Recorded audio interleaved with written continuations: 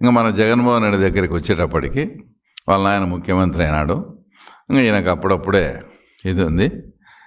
గుట్ట మీద మా అందరికీ బాగా బాగా తెలిసిన వ్యక్తి ఎరికెల మహేష్, అంటే క్యాస్ట్ ఎస్టీ. ఆయన నగరిగుట్ట మీద ఆ ప్రాంతంలో బాగా మంచి ప్రజాదరణ. ఆ ప్రాంతంలో అంత తెలుగుదేశం పార్టీ గట్టిగా ఉంది. అప్పుడు ఈయనంతా బెంగళూరు బేస్డ్ జగన్మోహన్ రెడ్డి. నేను బెంగళూరుకి పోయి వచ్చేటప్పటికి ఎరికెల మహేష్ కానీ చంపుతారా లేదా అని అల్టిమేటం ఇచ్చిపోతే ఇమ్మీడియట్గా ఒక వారానికి ఎరికెల మహేష్ను దేవిరెడ్డి శంకరెడ్డి ద్వారా అది చంపడం జరిగింది. దాని తర్వాత ముఖ్యంగా జగన్మోహన్ రెడ్డి, మీరు చూసే జగన్మోహన్ రెడ్డి, మాకు తెలిసిన జగన్మోహన్ రెడ్డి ఏంటనేది ఈ రాష్ట్ర ప్రజలకు ఒక చిన్న ఉదాహరణతో చెప్తా, అతని మనస్తత్వం ఏంటో.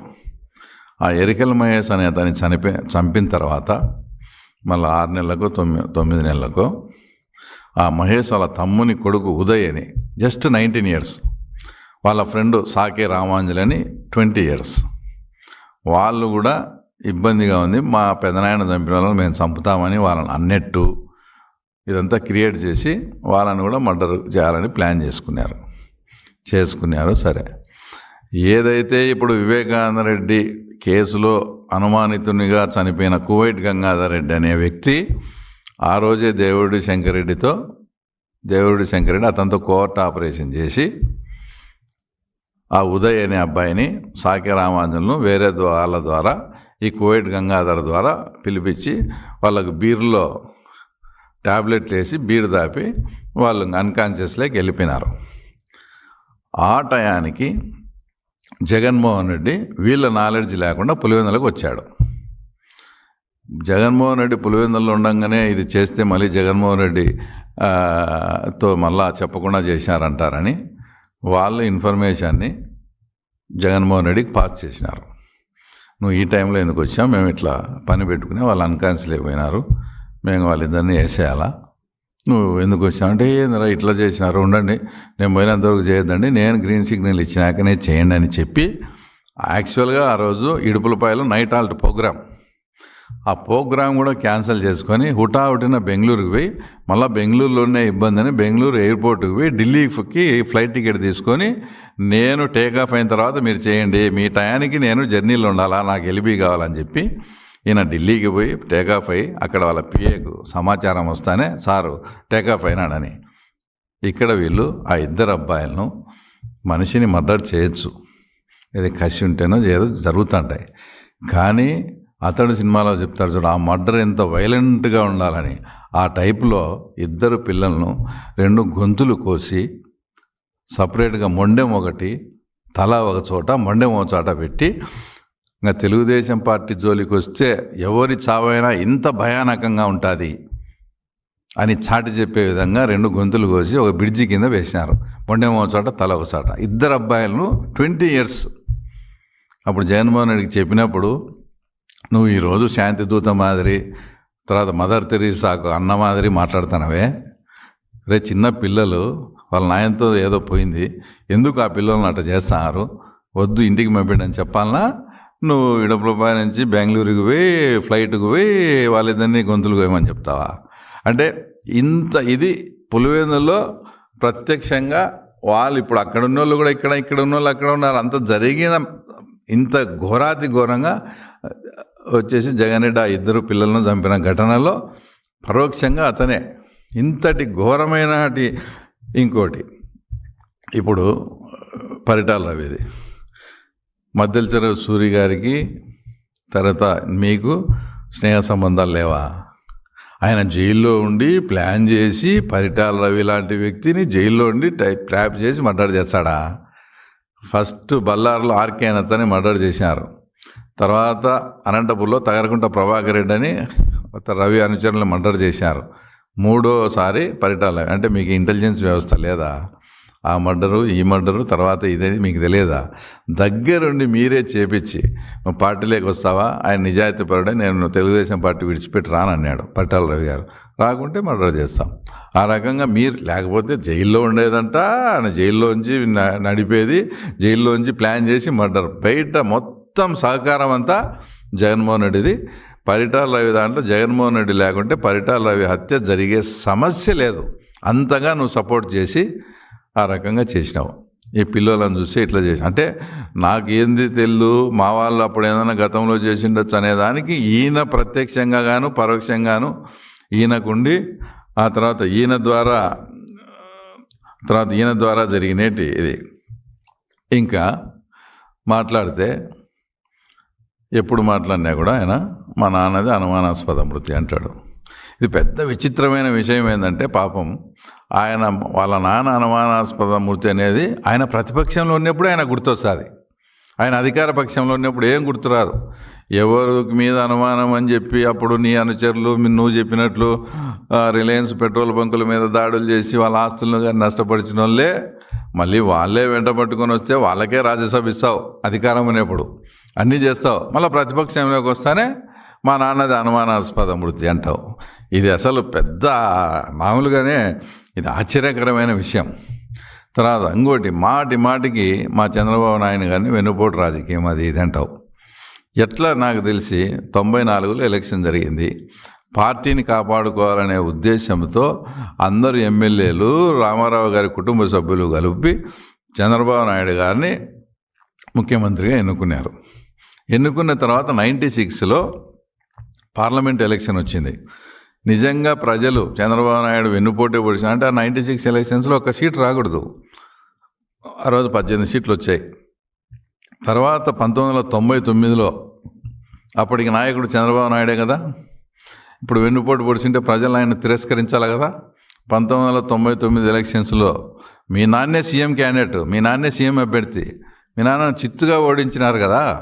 ఇంకా ప్రజలే యాక్సెప్టెన్స్ చేసి చంద్రబాబు నాయుడు గారు చేసిందే కరెక్ట్ అన్నప్పుడు నువ్వు ఇప్పుడు వెన్నుపోటు అని గగ్గోలు పెట్టడంలో అర్థం ఏముందో నాకు అర్థం కాలే. ఏ రోజే ఇప్పుడు ఏదైనా మనం ఒక పని చేసినప్పుడు దానికి ప్రజాభిప్రాయము గన ఏకీభవించినప్పుడు అది అసలు తప్పనేదే కాదు. అది ఆ రోజు ప్రజలే ఆయనకు తీర్పిచ్చి మళ్ళీ నువ్వే సీఎం కావాలా, నీలాంటి వాడే సీఎంగా ఉండాలని చెప్పి మళ్ళీ తీర్పిచ్చి ఆయన మళ్ళీ 99లో రెండోసారి ఎన్నుకుంటే ఆయన వచ్చేసి ప్రతిసారి వెన్నుపోటుదారుడు అంటాడు. ఇంకా ఆయన మాట్లాడింది వివేకానంద రెడ్డి మర్డరు.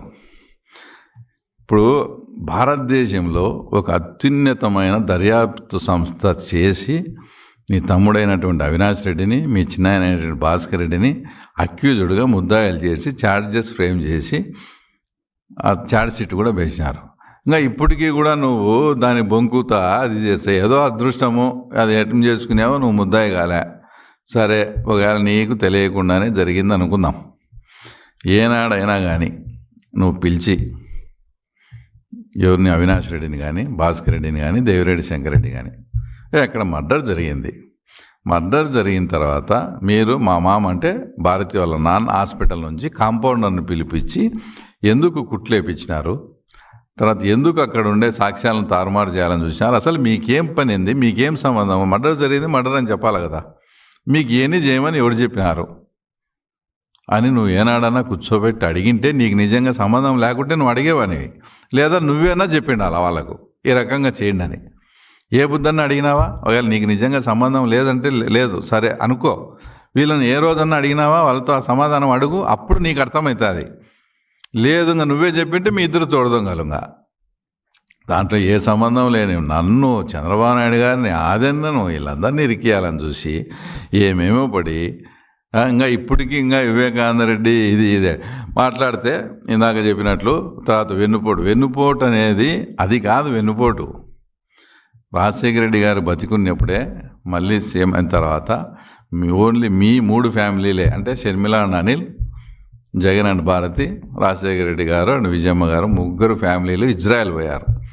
ఒక హోటల్లో ఉండి రమ్మని ఇట్లా 50-50 చేయాలనుకున్నాము పాపకు కూడా అంటే షర్మిలమ్మకు కూడా అని విజయమ్మ చెప్పినప్పుడు నాకు 5 minutes టైం ఏంటని భారతి గారు ఉండే రూమ్లోకి పోయి జగన్ రెడ్డి ఆమె ఏం చెప్పిందేమో వద్దు 60-40 కావాలంటే నాకు 60 ఆమెకు 40 కావాలని చెప్పడం, దానికి కూడా రెడీ అయ్యి అప్పటికప్పుడే ఒక ఎంఓయూ కూడా రాసుకొని ఈ మధ్య షర్మిలమ్మ గారు విజయమ్మ గారు బయటపెట్టిన ఎంఓయూ ఆ రోజు ఇజ్రాయెల్లో జరిగింది.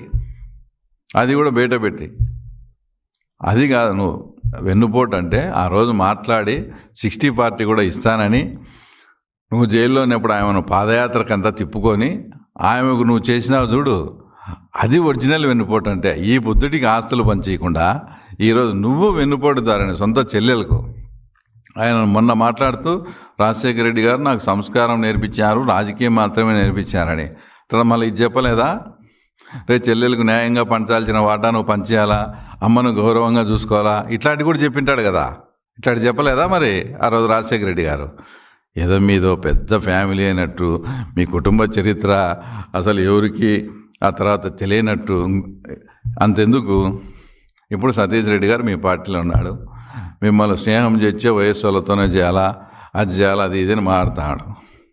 ఇదే సతీష్ రెడ్డి గారు తెలుగుదేశం పార్టీలో ఉన్నప్పుడు డిఎన్ రెడ్డి గారితో మాట్లాడి డిఎన్ రెడ్డి గారి ఇంటిలోంచి బయటికి వస్తా అంటే పార్నపల్లి బస్ స్టాండ్లో మీరు హ్యాండ్ గ్రనేడ్ అంటే పిన్ బాంబు అతని మీద వేసినారా లేదా? దీనికి సమాధానం చెప్పండి. సతీష్ రెడ్డి గారే చెప్పాలా. ఆ రోజు నిజంగా వేసినారా లేదా నేనేదో పబ్లిసిటీ కోసం నేనేదో వాడుకునే రవి నన్ను వదిలేయని సతీష్ రెడ్డి అంటాడా?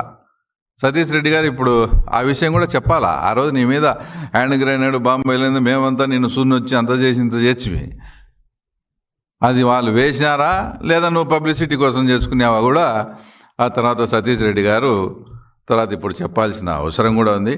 టోటల్గా నువ్వు ఎంత యాక్షన్ చేసి మాది ఇప్పుడు కుటుంబము, మాది అట్లా కుటుంబము, మీది ఇదని ఇవన్నీ కాదు. నువ్వు రాష్ట్ర ప్రజలను బాధ పెట్టింటే వేరు, బాధను ఎవడైనా దాన్ని అర్థం చేసుకుంటాడు. కానీ ఈ 5 ఏళ్ల కాలంలో రాష్ట్ర ప్రజలను నువ్వు భయపెట్టావు. బాధ వేరు, భయం వేరు. ఆ భయం నుంచి తేరుకొని మళ్ళా నిన్ను యాక్సెప్ట్ చేసే పరిస్థితి నీ జన్మలో నువ్వు తలకిందులు తపస్సు చేసినా కూడా రాదు. ఆ ఆశలేం పెట్టుకోవద్దు. ఇంకోటి మాట్లాడితే చంద్రబాబు నాయుడు గారిని హత్య రాజకీయాల వైపు చేయాలని చూస్తాడు. ఆ టైంలో జరిగినాయని. అసలు ఆయనకు హత్య రాజకీయాలకు ఏం సంబంధం? అసలు ఒకవైపు మేము సార్ వాడు ఇన్ని చేసినాడు పులిందల్లో, మనం వాడు 100 చేస్తే ఒక 5% అన్నా మనం చేయకపోతే మనల్ని నమ్మరు సార్, కొన్ని చేయాలని మేము సార్ను ప్రాధేయపడతా అంటే కూడా నో డెమోక్రసీ వేవ్లోనే పోవాలి, నేను అట్లాంటి చెడ్డ పనులే మనకు వద్దని మాకు ఆయన క్లాస్ పీకుతా అంటే మళ్ళీ ఆ తర్వాత నీదేదో ఆయన హత్య రాజకీయాలకు పోయినట్టు ఆయన హత్యారాజు నీలాగా ఆయన్ను జైల్లో పెట్టేయాలా, నీలాగా అట్లాగానా చంద్రబాబు నాయుడు గారు ఇప్పుడు ఏదో సామెత చూడు, అలుగుట ఎరుంగని అజాత శత్రువు అలిగి, ఆ ఆలోచన చంద్రబాబు నాయుడు గారికి 1% వచ్చిందనుకో నీతో ఇబ్బంది పడిన అనేక మంది బాధిత కుటుంబాలు, తర్వాత నేను కూడా అవన్నీ, ఎందుకంటే మా చిన్నాయన కూడా మీరు అధికారంలో ఉండబట్టి మా చిన్నాయన మర్డర్ అయినాడు. ఇలాంటి బాధిత కుటుంబాలు ఎంతోమంది ఉంటాం. చంద్రబాబు నాయుడు ఒక కనుసైగ చేస్తే ఫస్ట్ విక్టిమ్ నువ్వే. ఆ విషయం నువ్వు గుర్తుపెట్టుకో. ఆయనకు హత్య రాజకీయాలు కానీ అన్డెమోక్రటిక్ వేలోనే వద్దని మాకు నచ్చ చెప్తా, మేము ఎంత ప్రాధాయపడతానే మాకు ఆయన ఒప్పుకోకుంటే ఆయనకు హత్య రాజకీయాలు కనిపించే ఎంత దుర్మార్గుని అసలు నువ్వు. కాబట్టి అసలు పులిందుల ప్రజలు కూడా ఏమనుకుంటారు తెలుసా, ఏదో జరిగిపోయింది, ఆయన ముఖ్యమంత్రి నాడు చనిపోయినాడు, మళ్ళీ ఇవన్నీ పాత ఎన్ని లేపి రాజారెడ్డిని రాజశేఖర రెడ్డిని మళ్ళీ తిట్టేట్టు చేస్తాడు జగన్మోహన్ రెడ్డి. అసలు జగన్మోహన్ రెడ్డి రాసేడు ఎందుకు ఇట్లా చేస్తాడని పులివెందులలో ప్రజలు నవ్వుకునే పరిస్థితి. కాబట్టి ఫైనల్గా నువ్వు రాష్ట్ర ప్రజలను 5 ఏళ్ళు బాధ పెట్టలే, అందరినీ భయపెట్టినావు. కాబట్టి ఆ భయం నుంచి తేరుకొని చేయాలంటే ఇది అసంభవం. ఏదైనా ఇప్పుడు కూడా పులివెందులలో వచ్చే ఇంకొక 2 ఏళ్ళు కళ్ళు మూసుకొని సేమ్ డైలాగ్, సేమ్ రొటీన్. కాబట్టి ఆ కళ్ళలు అనేది నువ్వు అసంభవం అని చెప్తూ ఓకే, థ్యాంక్ యూ సార్.